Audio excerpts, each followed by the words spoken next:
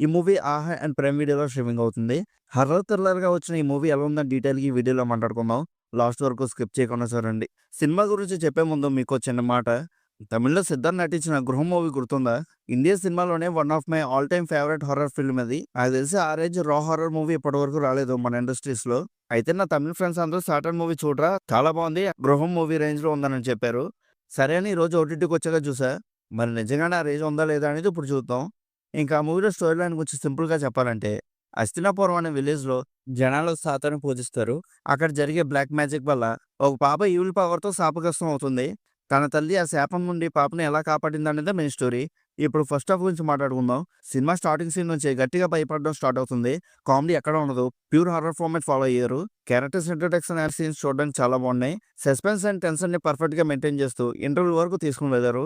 ఈ ఫస్ట్ హాఫ్‌లో వచ్చే టూత్ ఎక్స్‌ప్రెషన్ సీన్ మాత్రం గూస్ బంప్స్ అంతే. రా హారర్ ఎలిమెంట్ ఇది.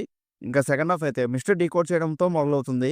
మిస్టరీ కంప్లీట్‌గా ఓపెన్ అయ్యేసరికి సినిమా స్పీడ్ అండ్ ఇంటెన్సిటీ పీక్స్‌కి వెళ్తుంది. ఫస్ట్ హాఫ్‌లో ఉన్న క్వెషన్స్ అన్నిటికి క్లియర్ ఆన్సర్స్ దొరుకుతాయి. Gripping screen play, heavy emotional drama and spin chilling scenes వల్ల సెకండ్ హాఫ్ మొత్తం ఎడ్జ్ ఆఫ్ ది సీట్‌లో కూర్చోబెడుతుంది. సినిమా క్లైమాక్స్‌లో డైరెక్టర్ ఒక ఊహించని మైండ్ బ్లోయింగ్ ట్విస్ట్ ఇస్తాడు. సౌండ్ డిజైనింగ్ అండ్ లైటింగ్ క్లైమాక్స్‌లో పీక్స్‌లో ఉంటాయి. బట్ ఇక్కడ ఒక విషయం చెప్పాలి. డైరెక్టర్ స్టోరీని పూర్తిగా ఫినిష్ చేయలేదు.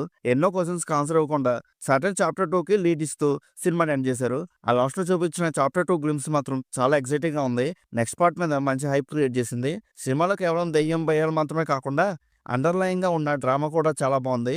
మెయిన్‌గా తల్లి కూతురు మధ్య ఉండే బాండింగ్, ఆ విలేజ్‌లో ఉన్న మూఢనమ్మకాల వల్ల చాలా కాన్సిక్వెన్సెస్‌ని డ్రామా రూపంలో చాలా జెన్యూన్‌గా చూపించారు. షాకింగ్ సీన్స్ మధ్యలో వచ్చేది కూడా ఈ ఎమోషనల్ డ్రామాకి ఈ సినిమాకి గట్టిగా సపోర్ట్ చేసింది.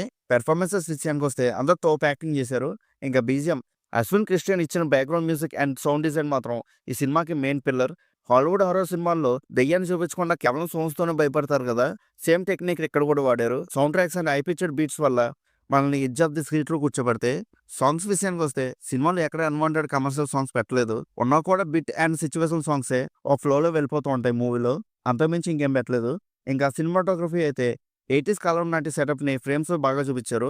అండ్ మూవీలో దీన్ని డార్క్ టోన్స్ అండ్ షాడోస్‌ని ఎగ్జిక్యూట్ చేసే విధానం చాలా బ్రైట్‌గా ఉంది. ఇక్కడ డైరెక్టర్ టేకింగ్ అండ్ ఎగ్జిక్యూషన్ చాలా ఫాస్ట్‌గా అండ్ రాగా ఉంది. ఎక్కడా లో బడ్జెట్ విజువల్ డిఫెక్ట్ కనిపించకుండా సీన్ బై సీన్ చాలా గ్రాండ్ అండ్ ప్రెజెన్స్‌గా డైరెక్ట్ చేశారు. లో బడ్జెట్‌లో ఇంత క్వాలిటీ మూవీని తీసుకురావడం అనేది గ్రేట్ అని చెప్పాలి.